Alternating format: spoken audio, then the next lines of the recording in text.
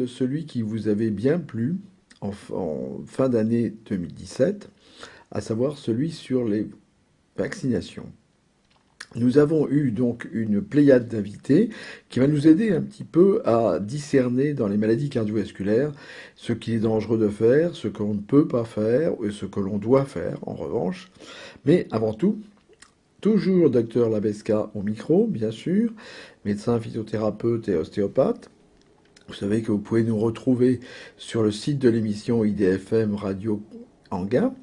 Vous pouvez aussi me trouver sur mon blog personnel, soignéparlesplantes.com. Je disais au micro, mais à la technique, Francky Vécor. Bonjour Francky.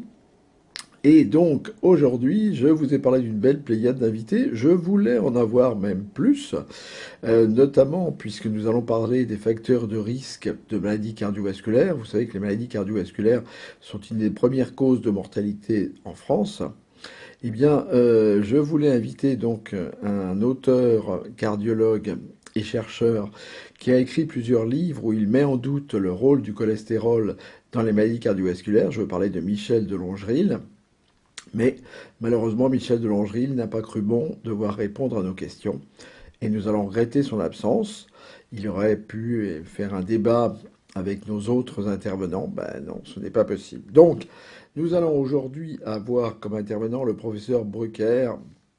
Le professeur Brucker est chef de service d'endocrinologie et de cardiologie à l'hôpital parisien de la Pitié-Salpêtrière. Nous avons le docteur Assiag, qui est vice-président de la Fédération française de cardiologie, et le professeur Beauvais, qui est responsable de service également.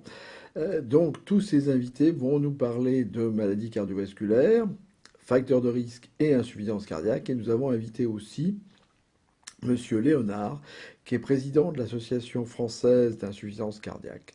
Donc ne quittez pas, une émission un petit peu sérieuse, certes, mais qui va nous donner sûrement des consignes et des méthodes pour ne pas développer une maladie cardiovasculaire, c'est-à-dire pour ne pas risquer de mourir du cœur ou d'en rester handicapé. Alors ne quittez pas l'antenne, nous allons bientôt prendre notre prochain invité.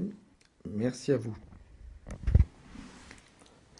Nous avons donc, vous êtes toujours sur Radio IDFM Anguin, et nous sommes toujours sur le journal de la santé et du bien-être naturel, et donc notre premier invité est le professeur Brucker. Ok, Bonjour, nous avons la chance d'avoir aujourd'hui avec nous le professeur Éric Brucker. Bonjour. bonjour. Alors, vous êtes chef de service d'endocrinologie et de prévention des risques cardiovasculaires à l'hôpital parisien de la Pitié-Salpêtrière. Alors, on parle beaucoup en ce moment, et même souvent on l'attaque, du cholestérol. Alors, on est pour, on est contre, il y a du bon, il y a du mauvais. Qu'est-ce que vous en pensez? Alors en fait, contrairement à ce qu'on peut croire, il y a très peu d'attaques dans le monde scientifique, puisqu'il y a au contraire un consensus qui est international, avec des recommandations qui sont similaires en Europe, aux États-Unis, dans tous les pays du monde, sur l'importance de dépister et de traiter les excès de cholestérol, puisqu'il est parfaitement admis que l'excès de cholestérol est responsable de maladies cardiovasculaires. Alors, il y a effectivement quelques individus très isolés qui cherchent à aller contre ces évidences, mais en gros, ils n'ont aucune crédibilité scientifique, que ce soit en France ou dans le reste du monde. Alors, vous avez dit, si on faisait baisser le cholestérol moyen en France, on ferait chuter les maladies cardiovasculaires.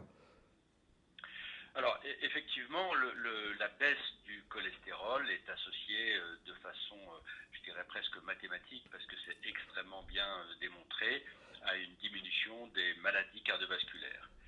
Donc, l'élément très important, c'est de bien comprendre que diminuer le risque de faire un accident cardiaque ou de faire une hémiplégie est particulièrement important chez les personnes qui ont un risque élevé, puisqu'il ne sert à rien d'aller traiter une population qui aurait un risque très faible.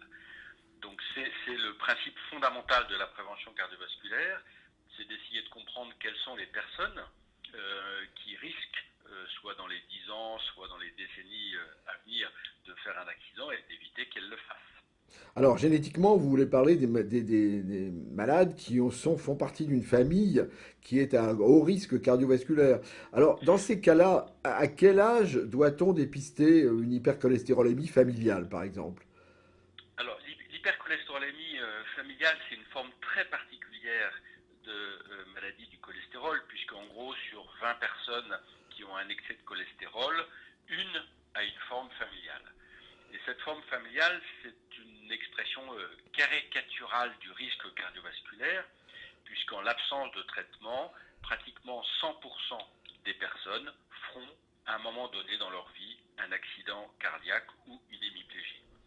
Donc c'est un modèle très particulier qui est d'ailleurs la démonstration du rôle du cholestérol quand il est très élevé, puisque dans cette forme familiale, il y a deux grandes caractéristiques. Premièrement, le cholestérol est élevé, donc ce fameux mauvais cholestérol. Et la deuxième chose qui est très importante, c'est que le cholestérol est élevé depuis la naissance. Et donc, le cholestérol encrasse de façon extrêmement lente et progressive les artères. Et donc, quand on est exposé depuis la naissance, donc pendant des décennies, eh bien, le risque est extrêmement élevé. Et ça s'oppose à d'autres formes d'hypercholestérolémie qui pourraient, par exemple, apparaître chez la femme à partir de la ménopause ou à partir de la cinquantaine. Et là, le temps d'exposition au cholestérol élevé est plus court. Donc, on ne va pas du tout traiter ces personnes de la même façon. Alors, donc, vous nous dites, donc, on dépiste les hypercholestérolémies familiales jeunes, et si on ne présente pas d'hypercholestérolémie, à quel âge est-il raisonnable de faire son premier dosage de cholestérol? Alors, je pense qu'il est extrêmement important de faire un dosage à partir de l'âge de 20 ans, parce que justement, ce dosage permet de savoir depuis quand on est exposé au cholestérol. Et donc, si ce dosage, disons entre 20 et 30 ans, est normal, il n'y a pas lieu de le refaire parce que le cholestérol n'apparaît pas comme ça tout seul si on ne change pas son poids, ses habitudes alimentaires. Donc il est important de faire un premier dépistage entre 20 et 30 ans, et ce dépistage doit être beaucoup plus tôt lorsque il y a une histoire familiale justement d'hypercholestérolémie sévère ou de maladie cardiovasculaire prématurée. Et jusqu'à quel âge doit-on doser son cholestérol? Alors, on considère que après 80 ans, il n'y a pas lieu de faire de dépistage et le plus souvent, sauf lorsqu'il y a une maladie des artères, le plus souvent, il n'y a pas lieu de traiter. Donc, il est important de s'occuper du cholestérol jeune et surtout pas d'attendre trop tard pour s'en occuper. Alors, justement, à partir de quel chiffre de cholestérol? Parce qu'on parle du bon et du mauvais cholestérol. Je crois que les termes sont impropres parce qu'en fait, il s'agit de bons ou de mauvais transporteurs de cholestérol. Alors, à partir de quel chiffre doit-on s'inquiéter, voire de traiter, voire de prendre des habitudes hygiéno-diététiques meilleures? Alors, ce qui est compliqué, c'est qu'on ne peut pas donner un chiffre qui soit valable pour tout le monde. Ce que j'explique souvent, c'est que le chiffre de cholestérol, c'est exactement comme la limitation de la vitesse sur les routes. C'est pas la même limitation sur autoroute et sur petite route glissante ou avec de la neige. Pour le cholestérol, c'est exactement la même chose. Et on fixe des objectifs qui dépendent de chacun. Donc on va chercher à abaisser beaucoup plus le cholestérol quand les artères sont malades. On va chercher à abaisser beaucoup plus le cholestérol quand on cumule les facteurs de risque comme diabète, hypertension ou le tabagisme. Donc l'objectif dépend de chacun et il n'y a pas de chiffre isolé. Mais si on veut donner un espèce de repère pour le cholestérol total, on peut dire que le plus souvent d'avoir un cholestérol inférieur à 2 grammes, c'est bien, et le plus souvent d'avoir un cholestérol supérieur à 3 grammes, c'est un problème. Voilà. Et entre les deux, le contexte est extrêmement important. Alors, il y a un autre sujet de discorde en ce moment, c'est que beaucoup de patients se plaignent des risques, enfin des conséquences des traitements, notamment à base de statines, sur les problèmes de douleurs musculaires, douleurs articulaires. Qu'est-ce que vous pouvez leur conseiller? Alors, il est extrêmement important parce qu'il y a effectivement beaucoup d'articles contre les statines. Là encore, ces articles sont de la désinformation pure et simple et c'est assez grave. Et d'ailleurs en France, l'analyse de la base de la sécurité sociale a montré qu'après ces livres polémiques dont le but est purement de faire, je dirais, de l'audimat, il y a eu une augmentation de la mortalité en France. Donc les conséquences sont très très graves et je pense qu'il faut rétablir un petit peu la vérité. Les statines, ce sont des médicaments. Ce sont des médicaments qui ont une efficacité et comme tous les médicaments, il y a un risque d'effet secondaire. Donc si on regarde de façon, je dirais, lucide la littérature médicale, on peut considérer que 95% des gens tolèrent parfaitement bien les statines et que 5% peuvent développer des douleurs musculaires. Donc ça, ce sont des faits et pas des opinions et c'est important de le souligner. Donc, on s'adapte à chaque patient et évidemment, si on fait malheureusement partie de ces 5% qui ne supportent pas les statines, eh bien, il faut essayer de trouver la bonne dose, essayer de trouver la bonne statine, essayer de trouver des alternatives médicamenteuses. Mais on sait, par exemple, que quand on a une hypercholestérolémie familiale et qu'on fait partie de ces 5% qui ne sont pas tolérants, il y a une vraie perte de chance en termes de prévention cardiovasculaire. Alors c'est aussi pour cette raison qu'il est important de cibler la population qui est à risque et que l'utilisation excessive des statines est tout à fait critiquable, pas simplement pour des raisons de coût, mais parce que justement ce sont des médicaments avec possibilité d'effets secondaires. Donc on doit vraiment proposer cette prévention à ceux qui en ont besoin et pas à tout le monde. Donc en fait, je crois ce qu'il faut, c'est faire confiance, en parler à son médecin et ne pas écouter un peu trop, j'allais dire, les journalistes et éventuellement les publications qui peuvent exister de personnes non toujours fondées scientifiquement. Exactement, et de personnes très isolées qui n'ont plus de crédibilité scientifique, soyons clairs. Donc je pense qu'effectivement, il faut regarder ce que dit l'Agence du médicament, l'Agence française du médicament, qui a fait des recommandations, et l'Agence française du médicament, dont le but est aussi de faire des économies, et dit clairement quelles sont les situations où il faut utiliser des statines. Donc je pense qu'il faut aller aux bonnes sources et pas écouter les guignols scientifiques qui transmettent de mauvais messages. Et c'est pas simplement drôle, c'est malheureusement grave compte tenu des conséquences qu'il peut y avoir sur le risque cardiovasculaire, sur toutes ces personnes qui arrêtent leurs médicaments et qui donc se mettent inutilement à risque de faire un accident qui lui était réversible.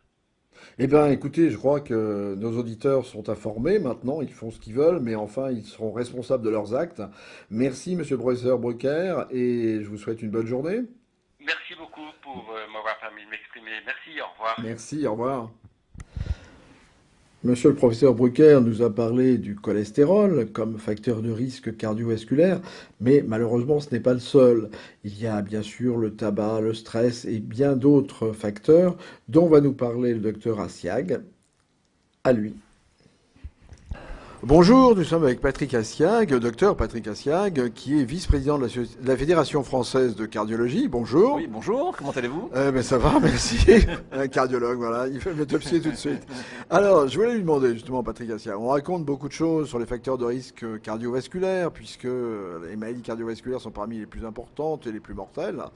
Qu'est-ce qu'en est-il? D'abord, on va éliminer le tabac. Allez, on commence par le tabac. C'est vrai, c'est pas vrai? On doit arrêter, on doit pas arrêter? Bien sûr, on doit arrêter, hein. On doit absolument arrêter de fumer parce que on sait que, par exemple, si vous arrêtez de fumer, aujourd'hui on est le 7 décembre, eh ben, on peut dire que quelqu'un qui fumait par exemple 20 cigarettes par jour pendant X temps, au bout d'un an, il aura quasiment nettoyé ses poumons et il pourra éventuellement bénéficier de conditions favorables liées au fait qu'il a arrêté de fumer et que, si vous voulez, son paysage d'athérosclérose, hein, on parle d'athérosclérose parce que c'est ce qui imprègne les artères, pourrait être complètement libéré et il pourrait être en fait libéré à la fois du tabac qui est nocif pour tout ce qu'on sait au niveau de la sphère ORL et des poumons et bien entendu au niveau des artères. D'accord. Alors, en dehors du tabac, donc on a compris, on arrête de fumer. Oui. Deuxième option. Alors, deuxième option, il faut surveiller sa pression artérielle, la tension artérielle. Il faut qu'actuellement, les chiffres pression artérielle ou de tension artérielle, comme vous voulez, on emploie l'un des deux. Employons plutôt le chiffre de tension artérielle. Les gens parlent plutôt de tension, soit inférieur à 140 sur 90, 14,9. Et ça pour toutes les personnes. Bien entendu, lorsqu'on avance en âge au-delà de 80-85 ans, on accepte des valeurs de 15,9, 150 sur 90. Et alors on me dit c'est le deuxième chiffre, le diastolique, qui compte le plus. C'est vrai, c'est pas vrai? Les deux chiffres comptent autant. Les deux chiffres comptent autant. Le premier, c'est la systolique, le 14, et le deuxième, c'est la diastolique, le 90. Bien entendu, si vous avez une pression artérielle, on dit, je prends un exemple, vous avez une pression artérielle à 140 sur 110. Eh ben, il va falloir vous traiter parce que le 110 est nettement élevé par rapport au 90 qu'il ne faut pas dépasser. Deuxième exemple, vous avez une pression artérielle à 160 sur 90 ou 170 sur 90 plutôt, il faudra vous traiter. D'accord, donc le tabac, la pression artérielle, troisième facteur de risque. Alors, troisième facteur de risque, on va dire le sucre dans le sang, la glycémie, le diabète. On sait qu'actuellement, on a en France à peu près 3 millions de diabétiques. Ces patients diabétiques, si vous voulez, ont un risque cardiovasculaire majeur parce qu'on sait que les diabétiques vont mourir du cœur. Donc ces patients-là, si vous voulez, nécessitent un traitement. Alors, vous savez qu'on peut distinguer deux types de diabétiques, le diabétique à l'insuline et le diabétique qui n'est pas à l'insuline. On va s'orienter plutôt chez les diabétiques, le diabète de type gras, donc le diabète de type 2, lié, si vous voulez, on va dire à la surconsommation et à l'environnement. Ce diabétique de type 2, lorsqu'il aura une glycémie, un sucre dans le sang, à plusieurs reprises supérieur à 1,26 g, on sera obligé de le traiter par des médicaments qui sont actuellement très bien supportés. Donc on dit encore un ennemi, le sucre. Un ennemi très important en fait pour nous. Et c'est surtout le cumul. On verra après l'autre facteur de risque qui est le cholestérol, mais c'est le cumul des facteurs de risque qui aggrave le pronostic cardiovasculaire des patients. Alors vous avez dit le mot parce que en ce moment on subit des pressions de toutes parts. On nous dit le cholestérol c'est un faux problème, le cholestérol c'est une bonne graisse. On nous raconte tout et son contraire. Alors qu'est-ce que vous nous dites, vous? Alors donc à côté du tabac, de l'hypertension artérielle, du diabète, il y a le cholestérol. Alors ce cholestérol a fait couler beaucoup d'encre. On s'est dit les statines sont nocives pour le cœur, on ne doit pas traiter les patients aussi rapidement que ça. Ces statines sont finalement encore plus néfastes que la prise de statine. Alors qu'est-ce qu'il en est? Écoutez, il y a deux, comme dans la vie, il y a toujours deux solutions, enfin deux hypothèses. La première chose, c'est que vous n'avez pas fait d'accident cardiovasculaire et vous avez un cholestérol qui est modérément élevé. Dans ces cas-là, si vous voulez, on commence toujours par le régime et on ne donnera de statine que exceptionnellement si vraiment vous avez des facteurs de risque associés à ce cholestérol. Deuxième hypothèse, vous avez fait un accident cardiovasculaire. Vous avez fait un infarctus, vous avez fait un accident vasculaire cérébral, vous avez une artérite au niveau des jambes. La situation est tout à fait différente. L'indication des statines en prévention secondaire est formelle. Et cette statine, si vous voulez, va être prescrite par votre médecin généraliste, votre cardiologue, suivi par les deux médecins, parce que vous savez très bien qu'en cardiologie, nous, on est très correspondants. On travaille énormément avec le médecin généraliste et le médecin traitant. Et la statine sera prescrite à forte dose si vous venez de faire un accident coronarien ou vasculaire cérébral, à dose modérée si vous êtes un petit peu à distance de cet accident. Oui. Et alors, bon, mauvais cholestérol, Alors, le mauvais cholestérol, c'est le LDL cholestérol. C'est uniquement sur celui-là qu'on se base à partir des recommandations françaises et européennes. Donc, c'est le LDL cholestérol. Le HDL cholestérol est le bon cholestérol. Et ce cholestérol, normalement, doit être respecté. Je prends un exemple. Vous avez fait un infarctus du myocarde il y a 15 jours. On vous a mis ce qu'on appelle, nous, des stents, des ressorts au niveau des artères coronaires. Vous sortez de l'hôpital avec un médicament qui s'appelle atorvastatine, si vous voulez, 80 mg. Ce médicament est indispensable pour éviter que vous fassiez une récidive. Vous avez fait un accident vasculaire cérébral. De la même manière, vous allez sortir de l'hôpital avec cette même molécule à forte dose. Et alors on nous dit j'ai mal aux articulations, j'ai mal aux muscles, Dans 5 à 10% des cas, ces statines entraînent ce qu'on appelle des crampes au niveau des jambes. C'est surtout au niveau des jambes. De temps en temps, les gens décrivent des sensations de fourmillement au niveau des mains, etc. Non, c'est les crampes au niveau des jambes. Dans ces cas-là, on fait un dosage de ce qu'on appelle, nous, les CPK. C'est des enzymes musculaires. Et lorsque les CPK sont au-delà de 3 fois à 4 fois la normale, il nous arrive de temporiser, si vous voulez, pour la statine, voire éventuellement, et à ce moment-là, c'est ce qu'on fait actuellement de plus en plus, plutôt que d'arrêter la statine, on propose de diminuer la dose de statine et surtout de la proposer un jour sur deux. un jour sur deux, faites en sorte que la statine soit bien tolérée, que vous puissiez atteindre les objectifs. Alors, on n'a pas parlé d'objectifs de LDL cholestérol, mais lorsque vous avez fait un infarctus du myocarde ou lorsque vous avez fait un accident vasculaire cérébral, ce LDL cholestérol doit être inférieur à 0,7 g par litre, recommandation à la fois européenne et de l'HAS, donc française. D'accord. Et alors, en prévention, l'aspirine? Alors, systématiquement, hein, systématiquement, un patient qui a fait un accident vasculaire cérébral, qui a fait en fait un infarctus du myocarde, aura dans tous les cas de l'aspirine à faible dose, 75 mg ou 100 mg, en prévention secondaire à vie. Et le sport, c'est un préventif? Alors, on parle plutôt d'activité physique en fait, hein, Oui. parce que le sport c'est quand même réservé à des gens qui ont l'habitude, si vous voulez, de s'exercer sur le plan physique. L'activité physique est indispensable. C'est le meilleur médicament pour le cœur. On le préconise, si vous voulez, habituellement sous forme de 30 minutes de marche tous les jours, mais vous pouvez faire du jardinage, mais vous pouvez faire du vélo, mais vous pouvez faire de la natation. En fait, tout ceci se fera de façon progressive et prolongée. Et alors, dernier sujet un peu polémiste, à savoir, on parle beaucoup du microbiote et du cœur. Alors actuellement, c'est en cours d'étude. Pour l'instant, c'est vrai que l'intestin et le cœur ont souvent des relations, en fait, on va dire très, très, très proches. Le microbiote est à l'étude. Pour l'instant, nous, sur le plan cardiovasculaire, on n'a pas d'indication précise à s'occuper de ça, mais je suis certain qu'en fait, une coopération entre les gastro-entérologues et les cardiologues sera nécessaire pour mettre au point, si vous voulez, une sorte de stratégie, de stratégie ou de recommandation qui sera sûrement utile pour les patients dans le futur. Et alors, est-ce que vous avez l'expérience des microchocs pour la revascularisation coronaire? Des microchocs Des microchocs, oui. On a dit qu'on pouvait provoquer pour, des microchocs pour pour les coronaires? provoquer des revascularisations au niveau musculaire. Non. Non. Pas encore. Microchocs, non, non. Petits On microchocs, oui. fait, si vous voulez, des chocs pour la fibrillation atriale. Non, oui, ça, c'est autre chose, Non, non, ça. des microchocs, non. Des microchocs un peu comme on fait pour les tendons, pour les Non, muscles. non, non, non. En tout cas, je peux dire que c'est pas dans les recommandations. Peut-être que c'est expérimental actuellement. Nous, on le voit pas actuellement. À la fois dans les guidelines, les recommandations, à la fois européennes et françaises. Pour l'instant, non. Je Donc, pense si que j'arrête de fumer, si je fais un peu d'activité physique, je fais attention à mes sucres, je fais l'attention, attention à ma tension et au cholestérol, vous me donnez combien de temps? ben, le temps que vous méritez. Merci beaucoup, Karasiag. Après les accidents circulatoires, vous êtes toujours sur Radio IDFM Anguin, bien sûr, journal de la santé et du bien-être au naturel. Donc, je disais, après les accidents cardiovasculaires, il se peut que le cœur soit devenu complètement insuffisant à ne plus assumer les fonctions vitales. C'est une maladie qui est souvent à bas bruit, qui se développe souvent à bas bruit, c'est-à-dire qu'on ne sent pas toujours les effets.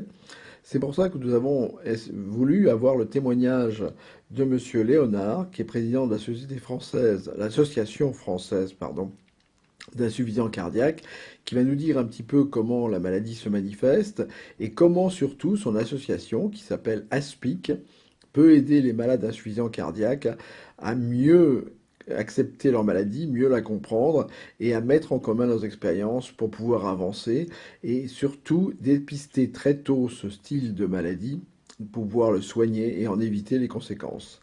Donc c'est maintenant à Monsieur Léonard. Mais il n'y a pas de problème. Bonjour, eh bien, nous sommes avec Jean Léonard, qui est président de l'Association française des insuffisants cardiaques, qui s'appelle ASPIC. Bonjour. Bonjour. Alors, c'est quoi d'ailleurs votre association? Elle a été créée dans quel but?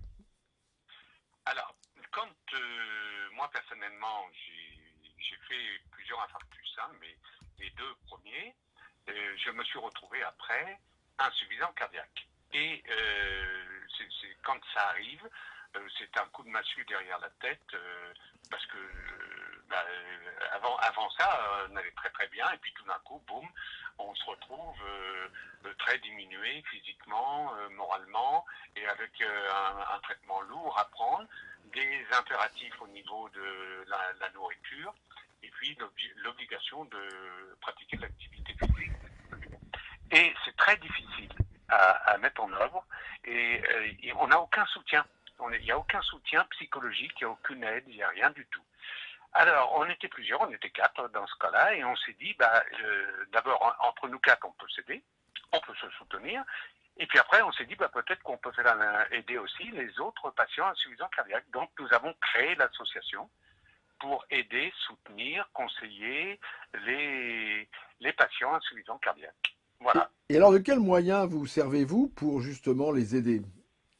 Alors, on a une page Facebook qui est très active et Qui il y a beaucoup s'appelle? de gens qui... Qui s'appelle? Alors, alors elle s'appelle Aspic, A-S-P-I-C. Voilà, c'est Voilà. noté. Et Oui. oui. Et je pourrais vous envoyer le lien. Et sur cette page Facebook, justement, nous expliquons ce qu'est l'insuffisance cardiaque, qu'est-ce qu'il faut faire pour aller plutôt bien malgré l'insuffisance cardiaque, et au niveau nourriture, au niveau activité physique, au niveau des médicaments, parce qu'il y a des médicaments qui sont décriés tels que les statines, et on dit aux gens, surtout n'arrêtez pas, parlez-en à votre médecin, mais surtout n'arrêtez pas de vous-même, vous voyez. Voilà, le genre de conseils que nous donnons. Et puis, des patients insuffisants cardiaques nous appellent, nous téléphonent, et on les aide, on les soutient.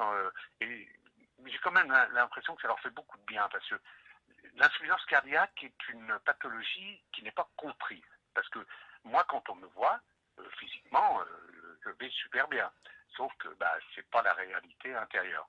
Et c'est pareil pour les autres. Alors, pouvoir parler à un patient qui comprend la personne qui est malade, pour notre association, c'est quelque chose de très important. Et pour les patients, c'est quelque chose de très important.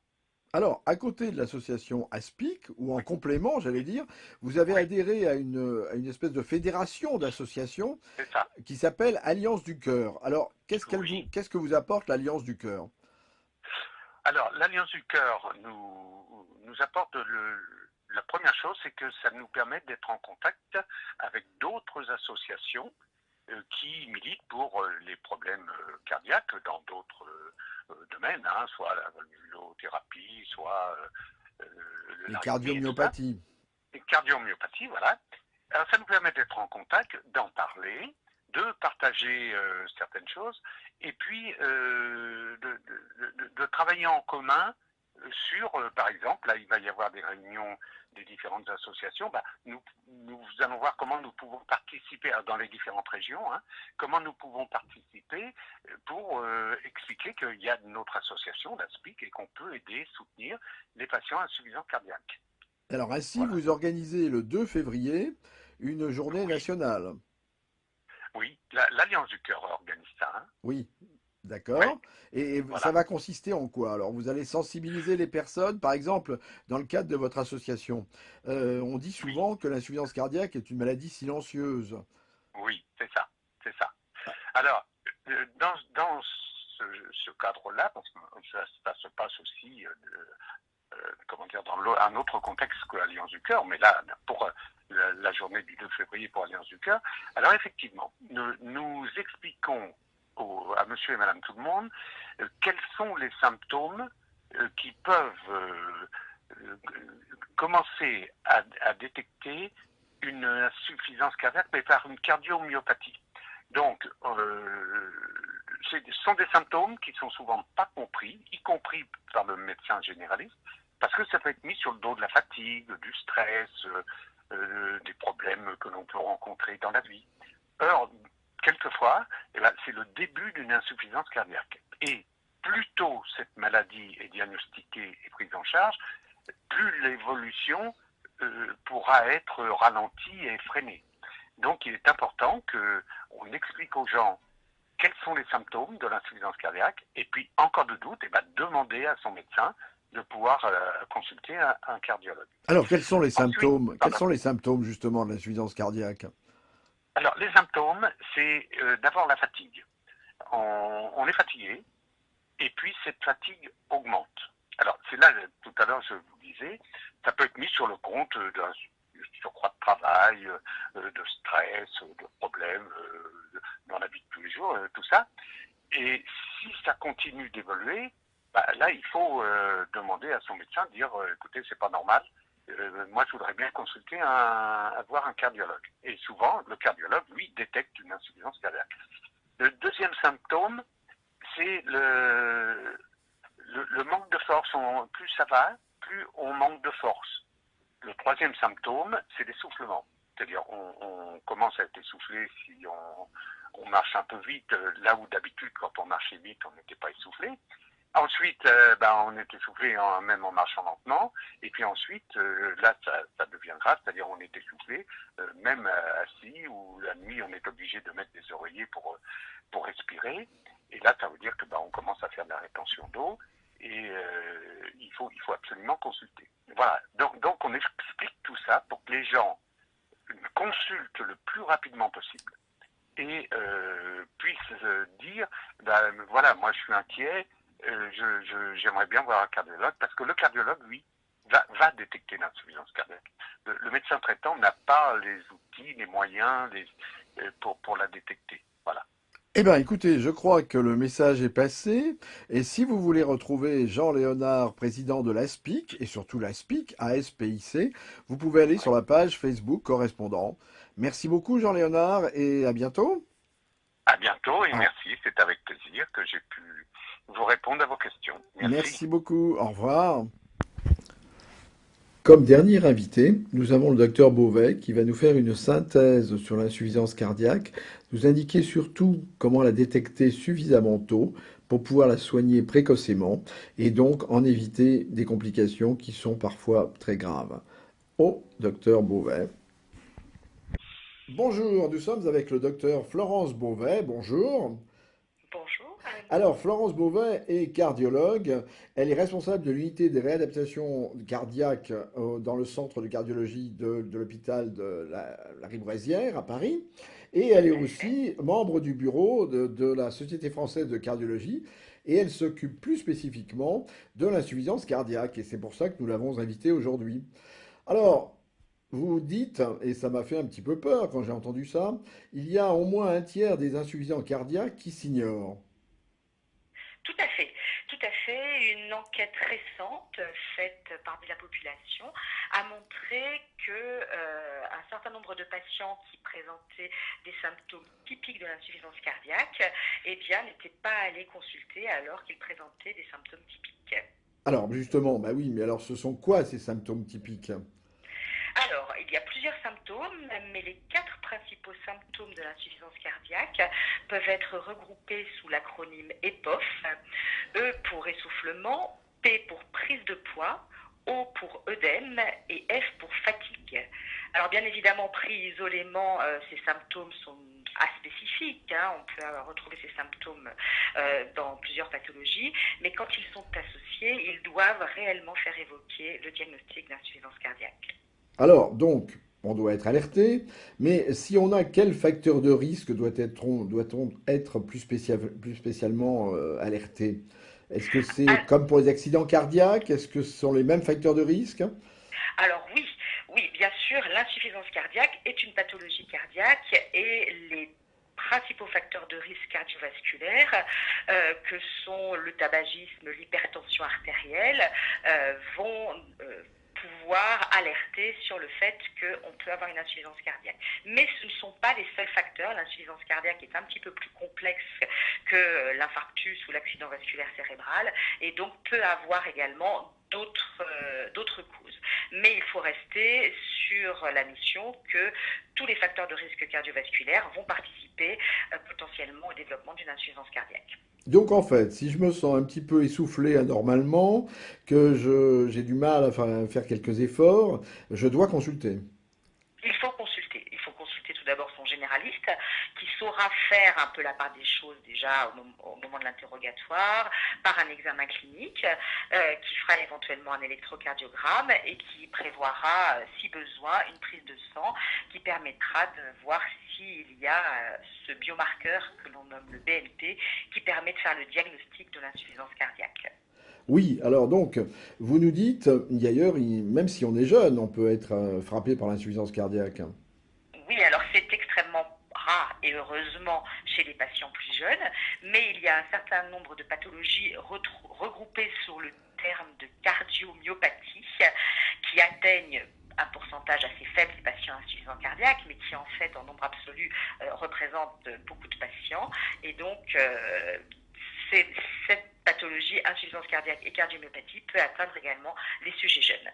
Alors, si on est détecté assez tôt ou dépisté assez tôt, est-ce qu'on a une chance de pouvoir au moins avoir un état stabilisé, voire nettement amélioré? Tout à fait, tout à fait. Plus tôt on détecte la pathologie, mieux les chances vont se passer par la suite. D'une part, si on détecte tôt la pathologie, ça évitera une première hospitalisation, et ce dans des conditions qui ne sont pas toujours drôles. Et de cette là, mettre en route un traitement adapté qui va permettre de retarder l'évolution de la pathologie, d'améliorer la pathologie, d'améliorer les symptômes, et puis bien évidemment de retarder des événements beaucoup plus graves par la suite. Donc, on peut avoir une amélioration de l'espérance de vie et de l'espérance en qualité de vie. Voilà, tout à fait. Alors, il y a un certain nombre d'études qui ont été faites avec tous les traitements qui sont maintenant bien connus, qui montrent en effet que grâce aux traitements qui ont mis en route, et ce, d'autant plus qu'il est mis en route précocement, ça va retarder l'apparition des symptômes plus graves, d'éventuelles hospitalisations et bien évidemment prolonger la durée de vie, parce que c'est tout ce que l'on recherche. Alors, si vous aviez un message à laisser aux auditeurs, qu'est-ce que vous diriez? Eh bien que si il y a une association des symptômes que j'ai cités, c'est-à-dire les 4 symptômes regroupés sous le nom EPOF, E essoufflement, P prise de poids, O œdème et F fatigue, il faut aller consulter. D'autant plus qu'on a des facteurs de risque qui sont l'hypertension artérielle, le diabète, le tabac, et ou qu'on a fait un infarctus, et ou qu'on a un certain âge. Pour les sujets les plus jeunes, bien évidemment, le fait d'être anormalement essoufflé et de ne pas pouvoir suivre ses amis dans un certain nombre de choses doit aussi amener à faire consulter. Ça, je crois qu'il faut aussi faire passer ce message, même si ça concerne, je le répète, beaucoup moins souvent les patients jeunes. Mais dès qu'un sujet jeune ne peut plus suivre ses amis dans un certain nombre de sports ou autres, il faut qu'il aille consulter. Et alors, dernière question un petit peu provoque, allez, on va y aller. On parle beaucoup maintenant du microbiote et de l'intestin qui serait responsable d'énormément de pathologies infectieuses, voire même de cardiopathie. Qu'est-ce que vous en pensez? Pour l'instant, sur le domaine de l'insuffisance cardiaque, il y a des choses qui sont en cours de recherche. Pour l'instant, il n'y a pas encore. Ça reste un sujet extrêmement intéressant qui est en train d'être exploré. Donc, je n'aurai pas de réponse définitive à vous donner à ce propos-là, mais c'est extrêmement passionnant et il y a peut-être une intrication, c'est probable. Eh bien, ça nous donnera l'occasion de vous réinterviewer. Merci Et beaucoup, voilà. à bientôt, Je vous passez en une bonne prie. Je vous journée. remercie. Au Merci, revoir. bonne journée. Au revoir. Et oui, nous sommes à la fin de ce numéro du Journal de la santé et du bien-être au naturel sur Radio IDFM Anguin. J'espère que vous avez appris beaucoup de choses, que maintenant vous en savez plus sur les facteurs de risque cardiovasculaire, sur l'insuffisance cardiaque. N'hésitez pas à nous poser des questions sur le site de l'émission. Et nous essaierons d'y répondre, mais vous pouvez aussi me poser des questions sur mon site personnel, soignerparlesplantes.com. Merci à tous de votre écoute de plus en plus fidèle. Et si ce genre d'émission spéciale vous plaît, n'hésitez pas à réagir, donc comme je vous l'ai dit, sur le site de l'émission. Et à bientôt pour un nouveau numéro de la journée de Journal de la santé et du bien-être au naturel, sachant que ce numéro a été réalisé grâce à l'association de l'Alliance du Cœur, ensemble d'associations qui regroupent des associations de patients atteints de maladies cardiovasculaires, dont l'association dont nous avons parlé, la SPIC, entre autres, mais il y en a d'autres, et nous vous indiquons qu'ainsi, l'Alliance du Cœur réalise le 2 février une journée nationale où elle va permettre de mettre en garde les patients contre les facteurs de risque cardiovasculaire comme nous venons de le faire, mais aussi leur permettre de détecter les premiers signes d'atteinte cardiovasculaire afin d'en éviter les inconvénients. Merci à tous et donc n'hésitez pas à réagir, comme je vous l'ai dit, sur le site de Radio IDFM Anguin et restez à l'écoute. Merci et à bientôt. Au revoir.